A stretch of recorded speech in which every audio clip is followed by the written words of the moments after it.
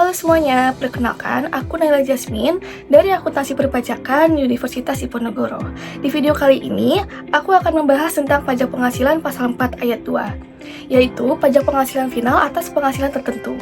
Pernah nggak sih terpikir ketika seseorang menangkan undian, menerima bunga deposito, atau menyewakan bangunan, ternyata penghasilan itu tuh juga dikenakan pajak? Nah, pajak atas penghasilan seperti itulah yang termasuk dalam pajak penghasilan pasal 4 ayat 2. Nah, disebut pajak final karena pajak yang sudah dipotong atau dibayarkan tidak dihitung kembali dalam SPT tahunan.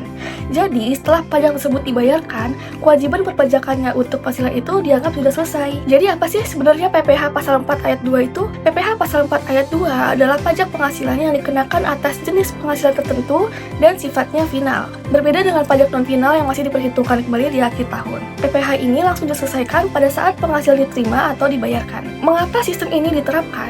Karena tujuannya adalah untuk menyederhanakan administrasi perpajakan, mempermudah wajib pajak, dan meningkatkan kepatuhan pajak. Nah, lalu apa sih dasar hukum yang mengatur pajak ini?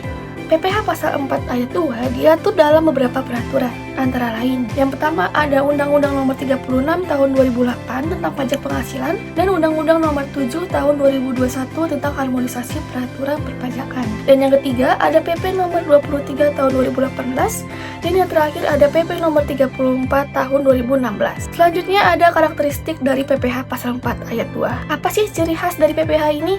Yang pertama, pajaknya bersifat final, yang kedua dihitung dari penghasilan bruto atau penghasilan kotor, dan yang ketiga tidak memperhatikan laba atau rugi, dan yang keempat, cara perhitungannya relatif sederhana.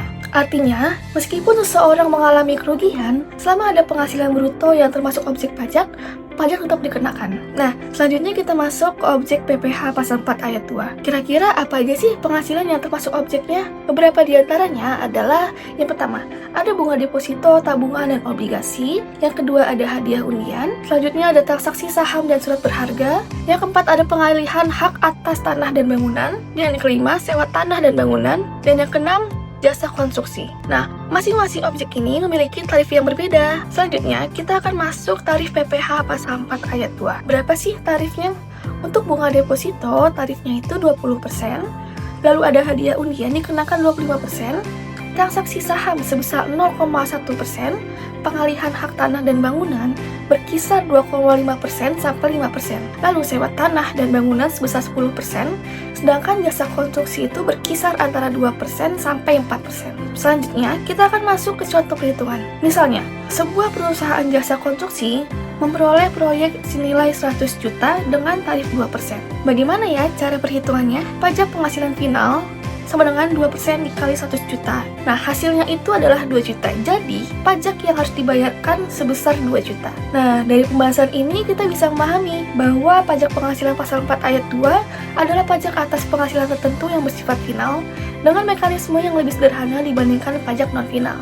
Nah, sebagai penutup, ada kutipan dari Oliver Wendell Holmes Jr. yang sangat relevan dengan perpajakan. Taxes are what we pay for civilized society. Yang artinya, pajak adalah kontribusi yang kita bayarkan demi terciptanya masyarakat yang tertata dan pembangunan negara yang berkelanjutan.